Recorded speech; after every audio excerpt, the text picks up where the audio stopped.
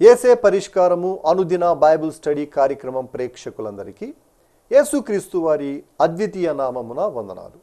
ప్రభువునందు ప్రియ దేవుని బిడ్డలారా, నేటి దినము డాక్టర్ కారుపాటి శ్యాన్సాగర్ గారి ద్వారా బైబిల్ స్టడీలోని వాక్య ధ్యానమును కీర్తనల గ్రంథము నుండి ధ్యానం చేసుకుందాం.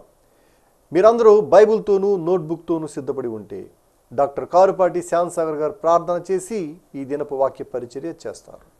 ప్రభువునందు ప్రియ దేవుని బిడ్డలారా, నేటి వాక్య ధ్యానం కొరకు ప్రార్థన చేసుకుందాం. ఈ దినం 16వ తారీఖు. ఈ మాసంలో 6 ఎపిసోడ్స్ మాత్రమే వచ్చాయి. 31 దినాలు ఎపిసోడ్స్ కావాలి.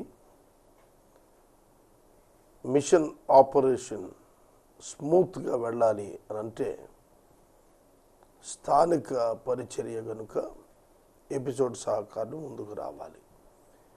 ప్రార్థించుదాం. ప్రభువు సహాయం చేయనట్లు వేడుకుందాం. నేటి వాక్యం మన జీవితాల్లో ఆలోచన, మంచి నిర్ణయం తీసుకుని వచ్చేదిగా కృప చూపినట్లు ప్రార్థన చేద్దాం.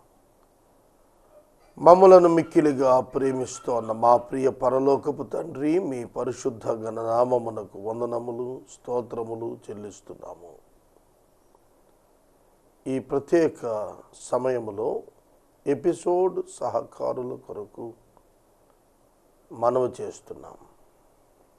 మీరు తప్ప ఈ పరిచర్యను పోషించువారు ఎవరునూ లేరు ప్రభు. మీరే ఆధారం కనుక సహాయాన్ని పంపండి. మా ప్రేక్షకులను దీవించి నేటి వాక్య ధ్యానం ద్వారా వారి ఆత్మీయ జీవితాలను పరీక్షించుకొని దాని చొప్పున దిద్దుకునే కృపనివ్వండి. మా రక్షకుడైన యేసు ప్రభు పేరిట అడిగి వేడుకుంటున్నాము తండ్రి, ఆమెన్. ప్రభువునందు ప్రియ దేవుని పిల్లలారా, దయచేసి మీ పరిశుద్ధ బైబిల్ గ్రంథాన్ని తెరవండి. కీర్తనల గ్రంథము 78వ సంకీర్తన 37వ వచనము మీ ఎదుట ఉంచుకోనండి. ఆసాపు వ్రాసిన కీర్తన, జనులారా నా యొద్దకు వచ్చి వినండి అంటూ తరతరాలుగా దేవుడు తమకు చేసిన కార్యాలు తమ తర్వాత తరాలు వారు గుర్తు చేసుకునేటట్లు, తద్వారా దేవుని యందు నిరీక్షణ భయభక్తులు ఉంచేటట్లుగా బోధ చేస్తూ ఇశ్రాయేలు చరిత్రను ఉటంకించి మాట్లాడుతూ తన ఉద్దేశము యంగర్ జనరేషన్స్, కమింగ్ జనరేషన్స్, యవనులైన తరము వారు, రాబోతున్న తరము వారు తెలుసుకోవాలి, దేవుని గురించి నేర్చుకోవాలి అని మాట్లాడుతున్నాడు.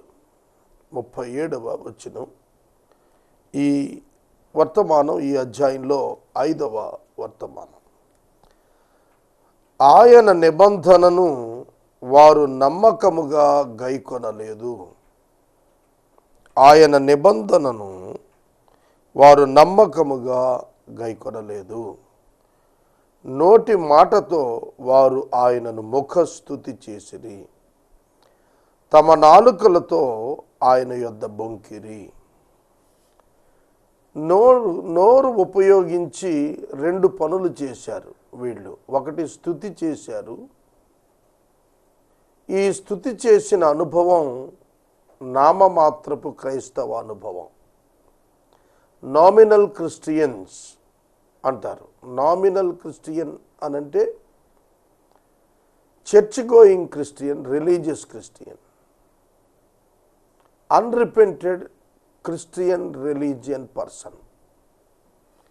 పశ్చాత్తాప పడని క్రైస్తవుడు, మారు మనసు పొందని క్రైస్తవుడు, సంఘానికి వెళ్ళినా క్రీస్తును ఎరుగని క్రైస్తవుడు. అతడు ఆరాధిస్తాడు, కానీ అతని ఆరాధనలో సత్యము లేదు, ముఖస్థుతి ఉన్నది. నోటి మాటలతో ముఖస్థుతి, నోటి మాటలతో ముఖస్థుతి. ఇప్పుడు అనేక క్రైస్తవ ఆరాధన సంఘాల ఆరాధనలలో నోటి మాటలతో కూడిన ముఖస్తుతే ఉంది. యోహాను సువార్త 4వ అధ్యాయంలో సమరయ స్త్రీతో ప్రభువు మాట్లాడుతున్న వృత్తాంతంలో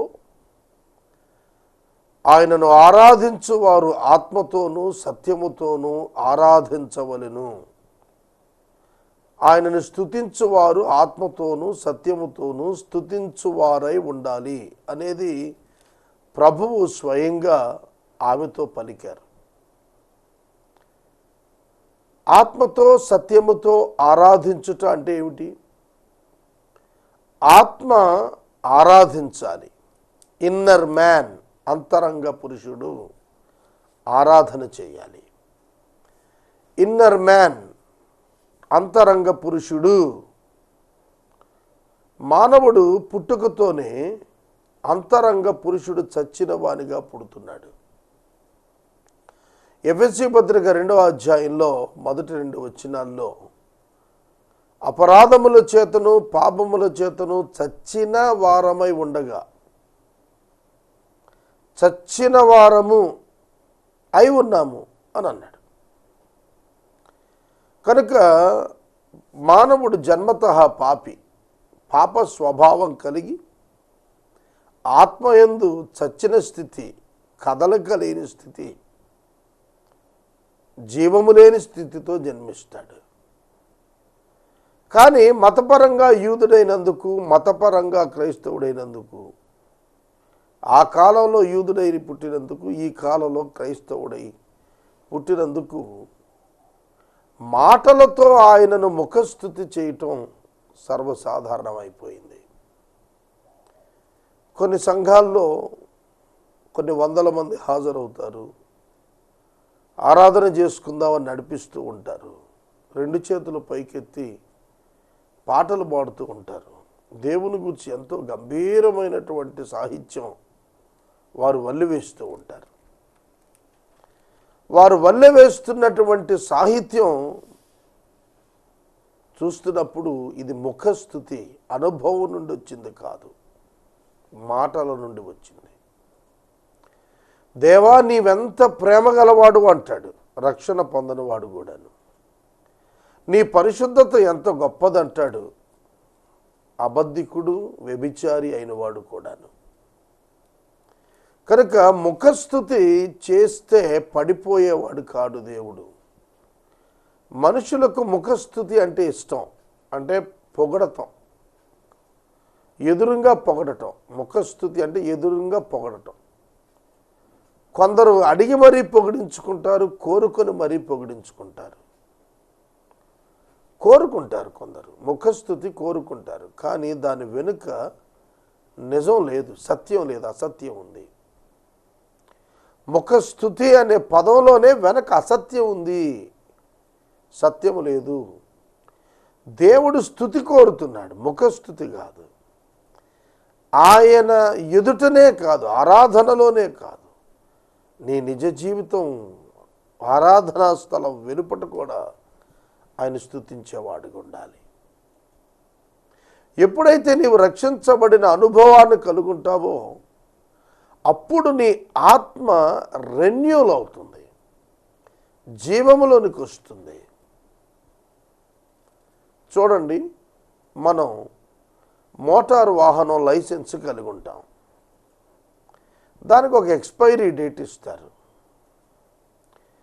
పలానా సంవత్సరం నుండి పలానా సంవత్సరం వరకు ఇది అమలులో ఉంటుంది, ఫోర్స్లో ఉంటుందని చెబుతారు. ఆ డేట్ అయిపోయిన తర్వాత అది చచ్చిపోతుంది. మనం రెన్యూల్ బిఫోర్గా చేయించుకోవాలి, అడ్వాన్స్గా చేయించుకోవాలి.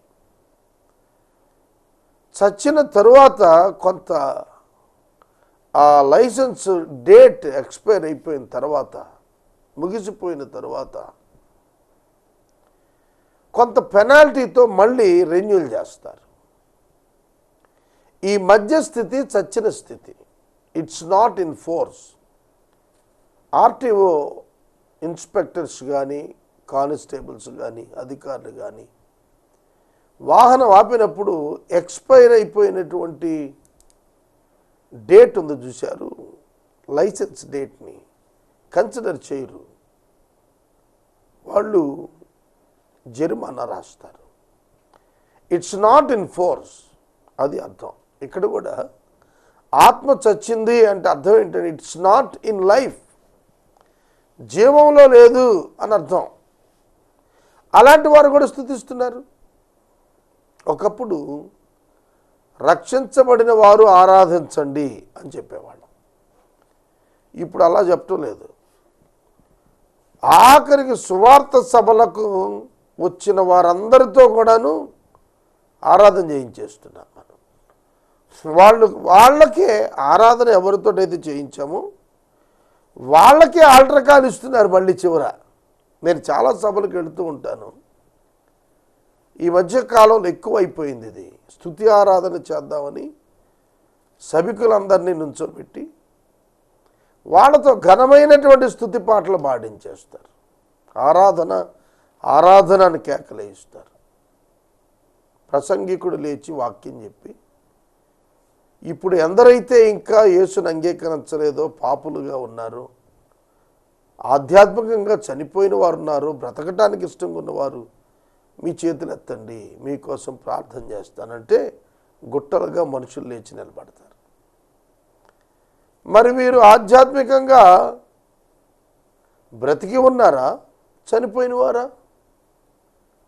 గంట క్రితం దేవా నీవిచ్చిన రక్షణకే వందనాలు అని అరిచిన ఈ నోర్లే దేవా నన్ను క్షమించు, నేను నిన్ను అంగీకరిస్తున్నాను, నేను పాపినని చెప్పి లేచి నిలబడుతున్నాను.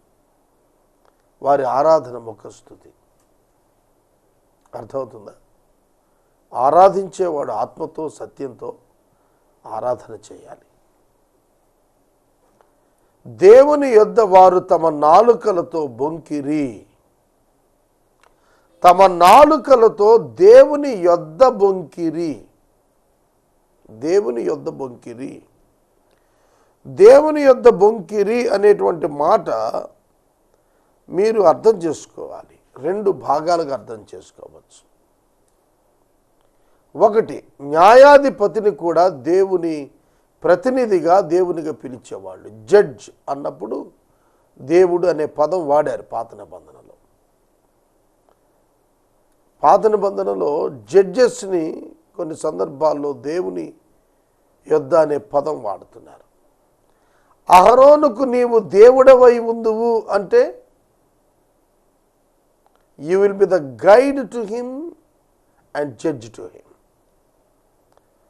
నీ కనుసైగల్లో నడుస్తాడు అనేటువంటి అర్థాన్ని ఇస్తూ ఉన్నాడు ఇక్కడ అని మనం అర్థం చేసుకోవాలి. ఒకటి, దేవుని యొద్ద బొంకిరి అన్నప్పుడు అబద్ధ సాక్ష్యం చెప్పారు అని అర్థం చేసుకోవచ్చు.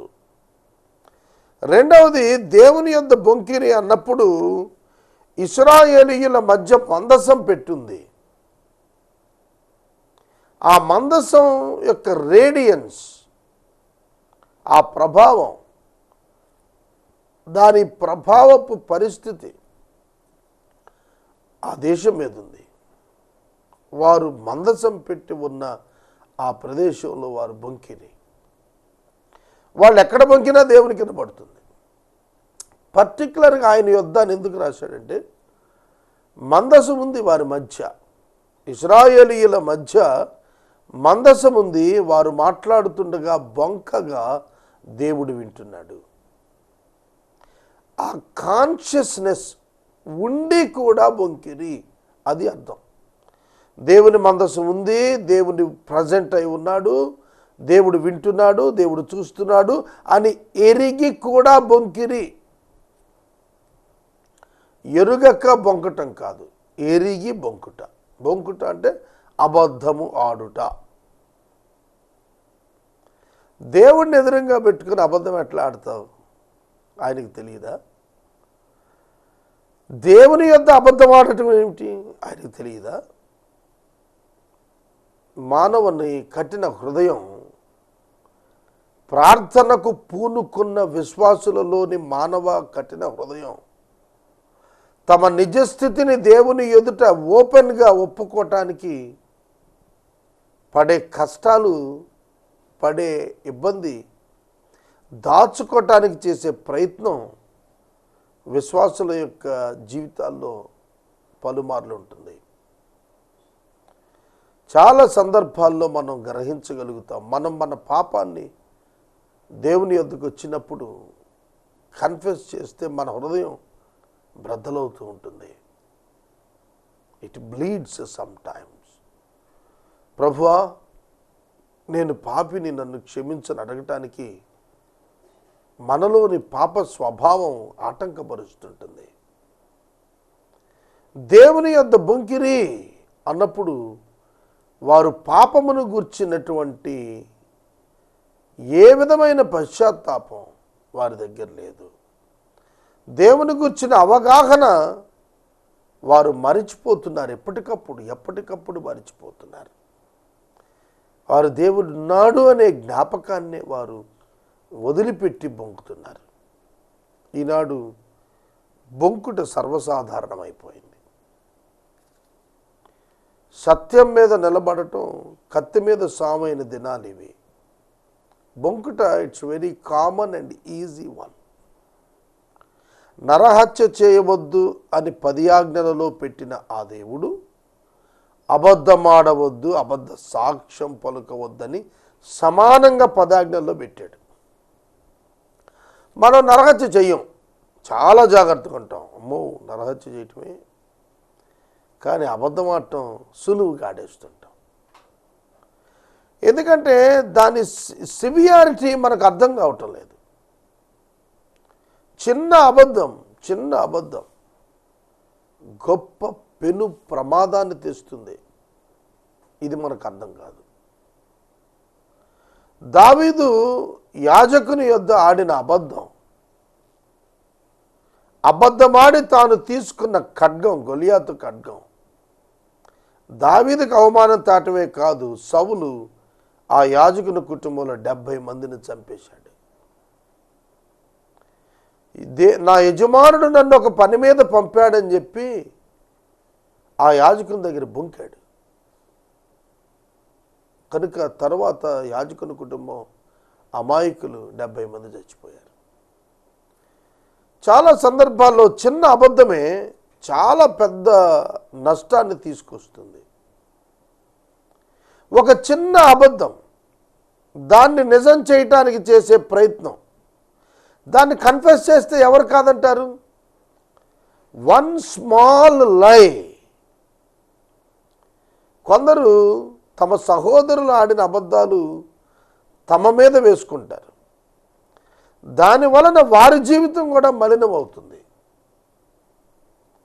అభిమానం అండి, చాలా అభిమానం. మనవాడు, మన సొంతవాడు. మనం అతను ఈ టైంలో అబద్ధానికి మనం కూడా ఒత్తాసు పలకపోతే ఎట్లా అని అబద్ధాన్ని వీడు కూడా మీదేసుకుంటాడు. ఒకడు అగ్నిని ఒడిలో వేసుకుంటే కమలకుండా ఉంటుందా? కాలిపోకుండా ఉంటుందా? కాలిపోతుంది. ఇద్దరు అబద్ధికులు అవుతారు తప్ప ఇద్దరు కలిసి సత్యవంతులు కారు. ఒక అబద్ధమాడిన వాడిని 10 మంది అబద్ధమాడి సపోర్ట్ చేస్తే అది సత్యం కాదు. నేను ఈ మధ్యన చుండూరు దళితులను చంపిన వ్యక్తులుగా అభియోగం ఉన్న వారిని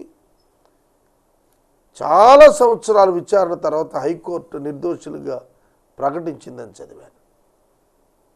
వారు నిజంగా చంపి ఉంటే సాక్ష్యాలు లేనంత మాత్రాన న్యాయస్థానం సత్యంలో ఉందనంటే కుదరదు, అయ్యేది కాదు. కనుక అబద్ధము పక్షముగా నిలిచిన సత్యవాది కూడా అబద్ధికుడే అవుతాడు తప్ప సత్యవాది కాడు. దేవుని ఎదుట బొంకిరి.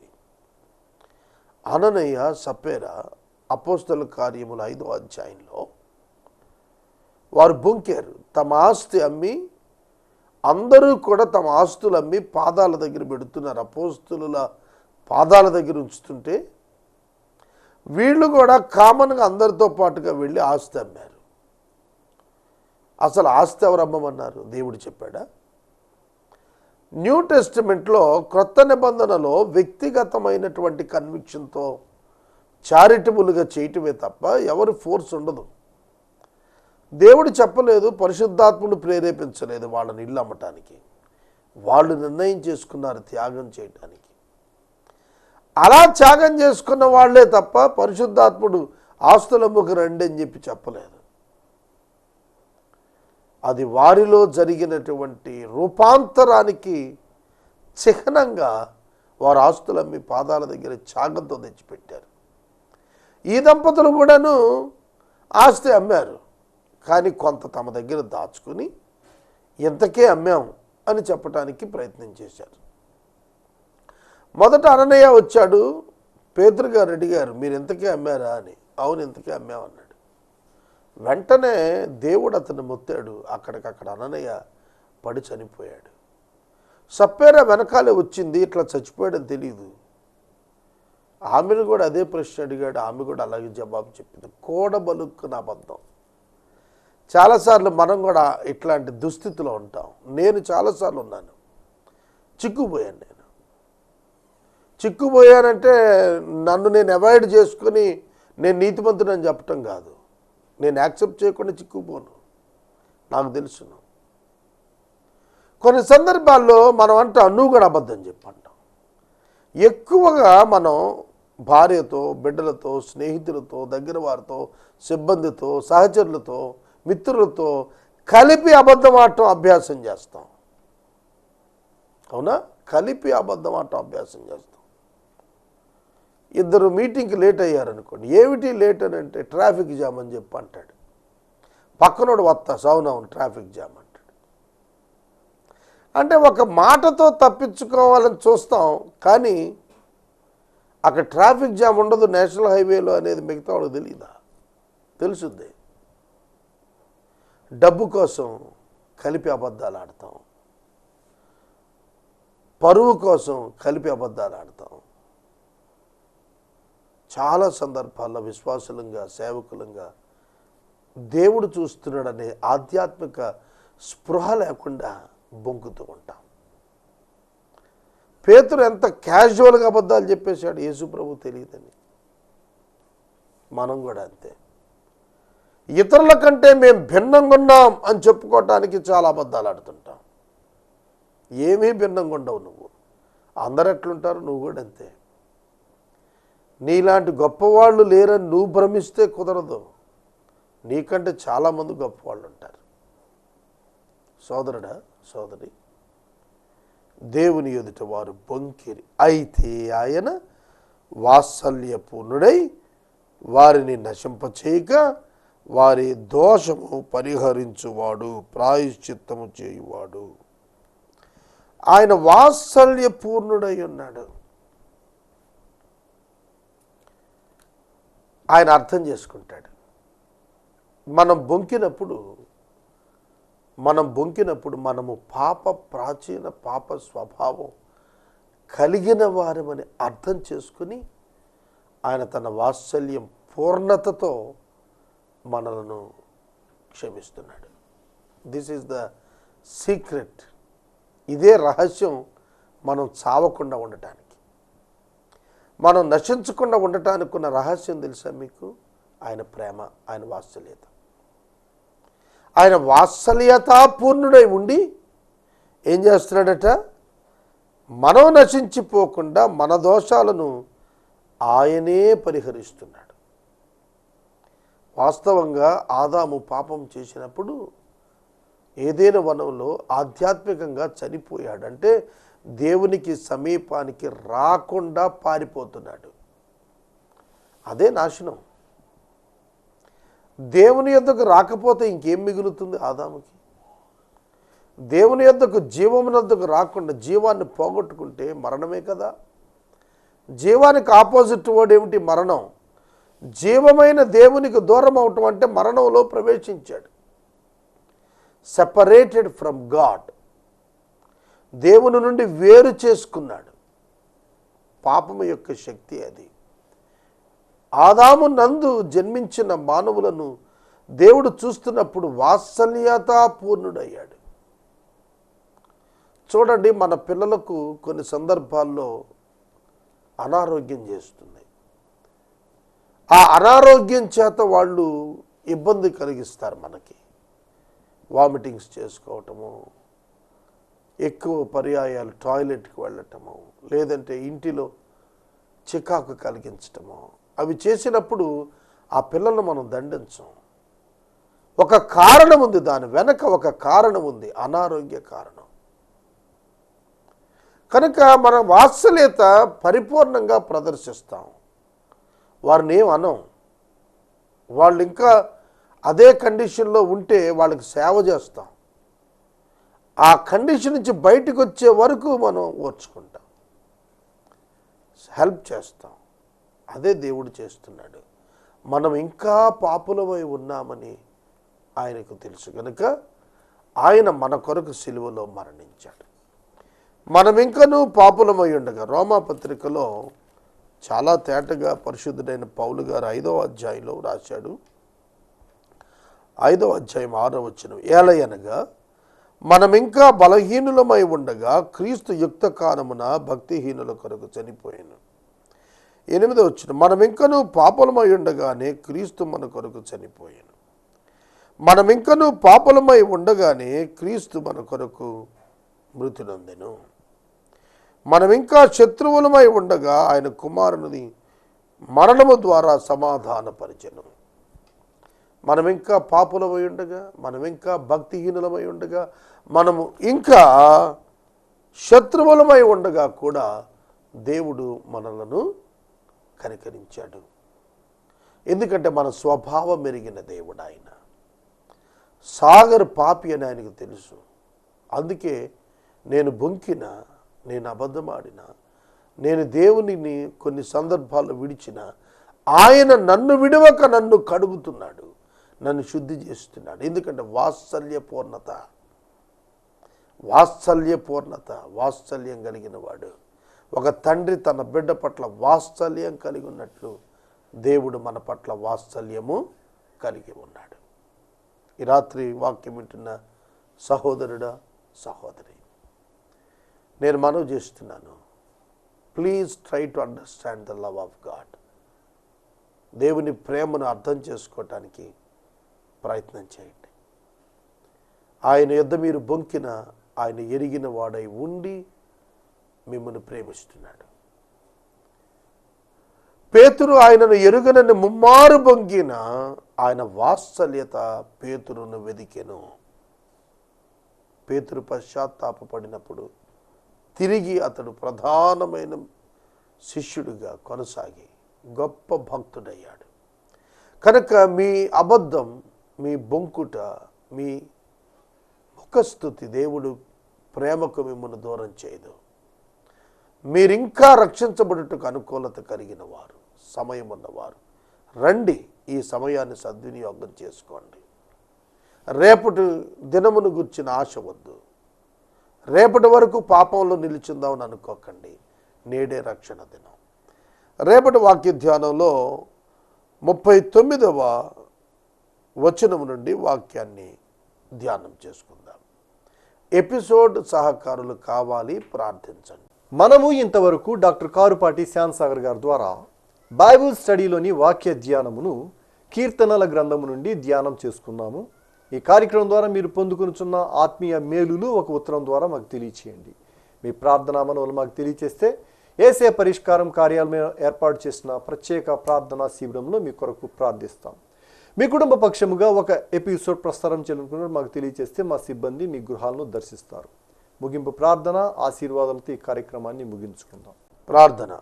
మమ్మల్ని మిక్కిలుగా ప్రేమిస్తున్న మా తండ్రి, వందనాలు. వాక్యం విన్న బిడ్డలను దీవించండి.